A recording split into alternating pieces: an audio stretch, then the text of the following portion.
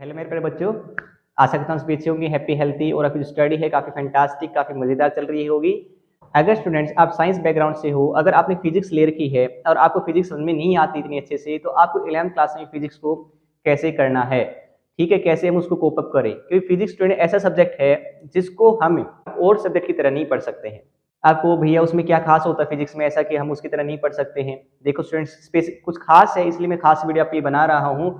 और स्टूडेंट देखो, आज मैं आपसे ऐसी कुछ टिप्स वगैरह और ऐसी कुछ हमारे मेथड्स आपके साथ शेयर करना चाहता हूँ और ऐसी कुछ बातें आपसे बताना चाहता हूँ जो आपको माइंड में रखनी चाहिए अगर आप 11th क्लास में फिजिक्स में अच्छा स्कोर करना चाहते हो। अगर आपका टारगेट है कि मेरे को फिजिक्स अच्छे से करनी है 11th क्लास की, क्योंकि आगे जो स्टूडेंट एग्जाम होते हैं, कम्पिटेटिव एग्जाम्स होते हैं, उसमें 11th और 12th क्लास की फिजिक्स तो कंपलसरी होती है। मतलब कि मोस्टली जो हमारा सिलेबस आता है कम्पिटेटिव एग्जाम का, जेईई नीट वगैरह का करना चाहते हो, तो 11th और 12th का आता है। तो इसलिए आपको स्टार्टिंग से ही फोकस देना होगा। अगर स्टार्टिंग से फोकस नहीं दोगे तो आपको प्रॉब्लम आएगी। अब स्टूडेंट देखो, जानते हैं कि हमारे फिजिक्स में क्या क्या करना चाहिए और कैसे उसका हम सिलेबस कंप्लीट करें सो दैट हमारे सो दैट हमारा स्कोर बना रहे। देखो अभी ध्यान से, तो नाउ स्टूडेंट जानते हैं अभी कि फिजिक्स हम कैसे करें 11th क्लास की।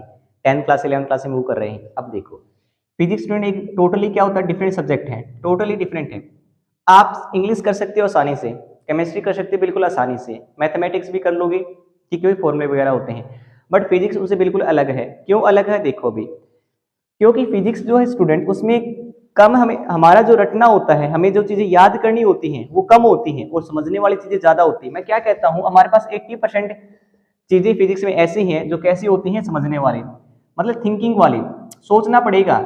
और कैसी thinking student, critical thinking. Critical मतलब कि सोच समझ के, जैसे हम आइडिया लगाते हैं ना, अगर मतलब ये अगर हम ऐसा करेंगे तो ये हो सकता है, अगर हम ऐसा करेंगे तो ये हो सकता है, क्रिटिकल थिंकिंग कहते हैं इसे।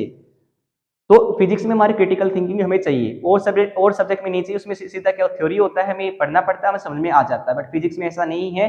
फिजिक्स में 80% चीजें ऐसी आएंगी जो आपको समझनी पड़ेंगी। डेरिवेशन है, न्यूमेरिकल्स हैं, फॉर्मूले हैं और कंसेप्ट हैं बहुत सारे, और ठीक है, सो मेनी थिंग्स हैं जो आपको कोप अप करनी पड़ेंगी। जैसे स्टूडेंट मान लेते हैं हमारा कोई फिजिक्स का चैप्टर हम कर रहे हैं, कोई भी चैप्टर हम कर रहे हैं, तो फिजिक्स में देखो एक चीज हमेशा करना, उसकी कंटिन्यूटी मेंटेन करना। कंटिन्यूटी मतलब क्या होता है, चाहे आप फिजिक्स दिन में 10 मिनट करो, चाहे 15 मिनट करो, बट उसको रेगुलर करना प्लीज। और जो चीजें आप कर रहे हो ना, जो चीजें आप कर रहे हो, मान लेते हैं आपने एक डेरिवेशन किया फिजिक्स का, डेरिवेशन किया, और या मान लेते कोई आपने इक्वेशंस वगैरह पढ़ी फिजिक्स में, या कोई फॉर्मूले वगैरह किए फिजिक्स के, कुछ भी कर रहे हो पूरे दिन में, फिजिक्स का कुछ भी टॉपिक कर रहे हो, उसको करना को रेगुलर। और जो टॉपिक कर रहे हो उसको रिवाइज करते रहना प्लीज, रिवाइज करते रहना, क्योंकि अगर आप उस टॉपिक को फिर से रिव्यू नहीं करोगे तो वो समझ में नहीं आएगा। क्यों नहीं समझ में आएगा, क्यों भूल जाओगे, क्योंकि मैं अभी तो बताया ना, फिजिक्स में क्या चाहिए, क्रिटिकल थिंकिंग चाहिए। वैसा नहीं थ्योरी रट लोगे। अगर समझ में आ गया तो फिजिक्स बहुत आसान है, अगर समझ में नहीं आएगा तो फिजिक्स इतना डिफिकल्ट सब्जेक्ट है, आप सोचोगे मैंने क्या ले लिया 11th क्लास में। आपके स्कोर को बूस्ट भी कर सकता है, आपके स्कोर को लोअर भी कर सकता है। इसको माइंड में रखते हुए फिजिक्स को रेगुलरली करना है और डेली करना है। और देखो स्टूडेंट, जैसे हमारी एनसीईआरटी ये मानती है, आपने अभी तक जो कुछ पढ़ा है, 10th क्लास तक जो कुछ पढ़ा आपको आता है, तो एनसीईआरटी आपको ज्यादा इन्फॉर्मेशन नहीं देगी पहले वाले क्लासेस का। आपको पहले वाले क्लासेस का थोड़ा बहुत बेसिक आना चाहिए, 10th क्लास का बेसिक आना चाहिए। जैसे इलेक्ट्रिसिटी चैप्टर है फिजिक्स में आता है हमारा, और लॉज ऑफ मोशन है, ठीक है, जो 9th क्लास में कहते हैं लॉज ऑफ मोशन, वो आपको आने चाहिए, ठीक है। तो बेसिक आइडियाज आपको, मतलब पहले वाले क्लास में आपने जो कुछ किया उसका बेसिक आइडिया आपको होना चाहिए। और क्योंकि वो सारा कंसेप्ट आपको हायर क्लासेस में काम आता है, 11th क्लास में वो अप्लाई हो।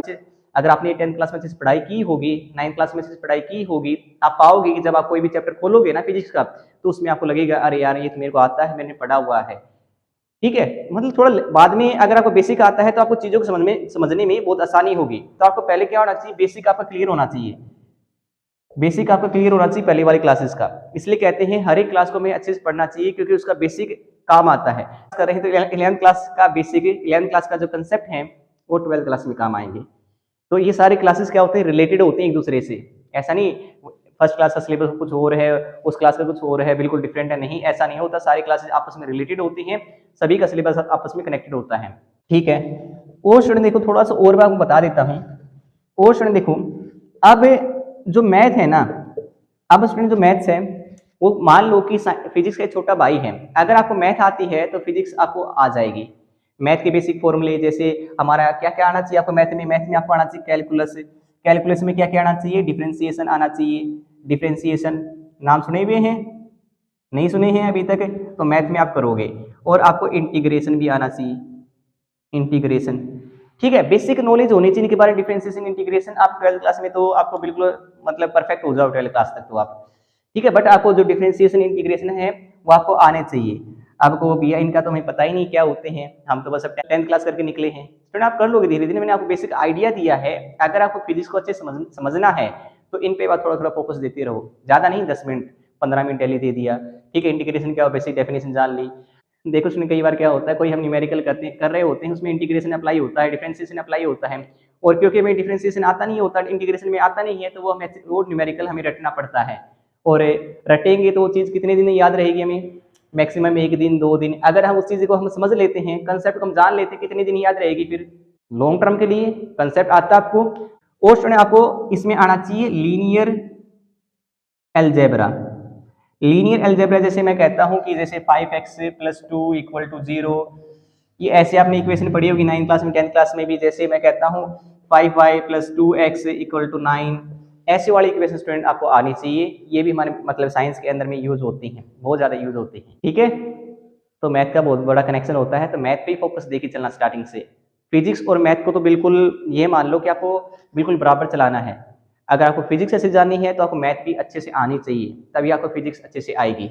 और देखो स्टूडेंट, और एक और बात देखो आपसे मैं शेयर करना चाहता हूँ कि कई बार क्या होता है, हम कोई भी प्रॉब्लम सोल्व कर रहे होते हैं फिजिक्स में, और स्टूडेंट वो जो प्रॉब्लम है हमसे सोल्व नहीं होती है, या हमें लगता है हमें नहीं आता है। हम ट्राई बहुत करते हैं, हमने कोशिश की, बहुत कोशिश कर ली, फिर भी नहीं हो रहा है। तो स्टूडेंट आप अपना टाइम वेस्ट मत करो उसके ऊपर। आपके जो टीचर है, कोई बड़ा भाई है, आपका कोई फ्रेंड है जिसको आता है वो क्वेश्चन, उसको उससे समझो वो, ठीक है। ऐसा नहीं उसके ऊपर आप अपना टाइम वेस्ट कर रहे हो। कोई क्वेश्चन आपको डिफिकल्ट लगता है, उसको हाईलाइट कर लो, उसको मार्क कर लो, उसको बाद में अपने टीचर से, किसी फ्रेंड से या अपने गार्जियन से कंसल्ट कर सकते हो। क्योंकि देखो स्टूडेंट, आपका टाइम बहुत ज़्यादा इंपॉर्टेंट है। जैसे टाइम हमारा बहुत ज़्यादा स्मार्ट चल रहा है, तो इसी प्रकार आपको स्मार्ट होना पड़ेगा। और लास्ट एंड फाइनल टिप तो स्टूडेंट देखो मैं यही कहता हूँ कि फिजिक्स एक ऐसा सब्जेक्ट है जो आपके मार्क्स बहुत ज़्यादा बूस्ट कर सकता है, अगर आप बेसिक चीज़ों पर ध्यान दोगे तो। और आपको डेली टाइम देना है फिजिक्स करने में, मतलब 10 मिनट दो रहे, 15 मिनट दे रहे हो, 10-15 मिनट का टाइम जा चुका है, 1 घंटा, आधा घंटा, कितना आप फिजिक्स पढ़ रहे हो, तो डेली देना है, रेगुलरली देना है। ऐसा नहीं आप एक दिन तो 4 घंटे पढ़ लिए, 4 घंटे ज़्यादा हो गए, दो मान लेते एक दिन आप 2 घंटे पढ़ लिए तो ठीक है, और 2 दिन आप कुछ पढ़े ही नहीं। तो स्टूडेंट देखो, इरेगुलरिटी मत लाना, ठीक, एवरी काम डेली करना, रेगुलरली करना, तो आप रिजल्ट देखोगे। क्योंकि कोई काम हमें रेगुलरली कर लें तो उसका रिजल्ट हमें जल्दी मिलता है।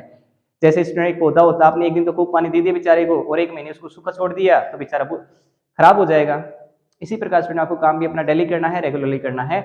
और जो कुछ आप पढ़ रहे हो उसको प्लीज 5 मिनट या 2 मिनट रिवाइज जरूर कर लेना उसको। मैंने ये पढ़ा था आज दिन में, आपका रिकैप हो जाएगा। क्योंकि हमारा ब्रेन देखो कहते हैं स्टूडेंट 24 आवर्स में 70 से 80% भूल जाता है। 24 घंटे में कितना भूल जाता है, 70 से 80% वो भूल जाता है। तो प्लीज उसको रिवाइज भी करते रहना, ठीक है। और फिजिक्स पढ़ने के स्टूडेंट मैं तो ऐसा इन्वायरमेंट रेकमेंड करूंगा जो शांत हो, ठीक है। सभी का देखो अपना अपना पढ़ने का स्टाइल होता है, किसी को मतलब कि ग्रुप में बैठ के पढ़ने में मजा आता है, किसी को अकेले बैठने पढ़ने में मजा आता है। तो सभी का अपना अपना स्टाइल होता है। आप देखो मेरे को कौन सा स्टाइल पसंद है, मेरे को कैसे मैं एक्टिवली स्टडी कर सकता हूँ, कैसे मैं प्रोडक्टिव स्टडी कर सकता हूँ, ठीक है। तो स्टूडेंट ये थी कुछ मेरे बेसिक नॉलेज, मेरे खुद के एक्सपीरियंस के, हम फिजिक्स को हम कैसे करें, ठीक है। ये मेरे खुद के आइडियाज हैं जो मैंने आपके साथ शेयर किए हैं। अगर स्टूडेंट आप चाहते हो मेरा जो फिजिक्स केमिस्ट्री बिल्कुल अच्छे से हो जाए, मेरे को बेसिक भी क्लियर करने हैं, अपने बेसिक मेरे को नहीं आते हैं, मेरा सिलेबस भी बिल्कुल अच्छे से हो जाए, टाइम से पूरा हो जाए, और स्टूडेंट जो हमारे मतलब इंपॉर्टेंट क्वेश्चंस भी हमें मिल जाए प्रॉपर अरेंजमेंट में, नोट्स वगैरह मिल जाए हमें, तो ये चैनल आपके लिए परफेक्ट होगा। तो रेकमेंड तो यही करूंगा कि आप चैनल को सब्सक्राइब कर सकते हो। और अगर आपको सब्सक्राइब नहीं करना है, पहले मेरे कंटेंट देख लो, मेरे जो चैनल का रिव्यू देख लो, चैनल पे जाके देख लो भैया किस प्रकार की वीडियो बनाते हैं। और मेरे बारे में अगर आपको और जानना है, और इच्छा है भैया कौन है, तो आप कमेंट भी कर सकते हो। और अभी आपके सामने जो वीडियो आ रही है उस पर क्लिक करके आप देख सकते हो हमारा चैनल कैसा है और हम क्या प्रोवाइड करते हैं। तो मिलते हैं स्टूडेंट आने वाली वीडियो में। ऐसे ही पढ़ते रहो, ऐसे सीखते रहो, ऐसे स्माइल करते रहो। तो student thank you very much. ओम शांति।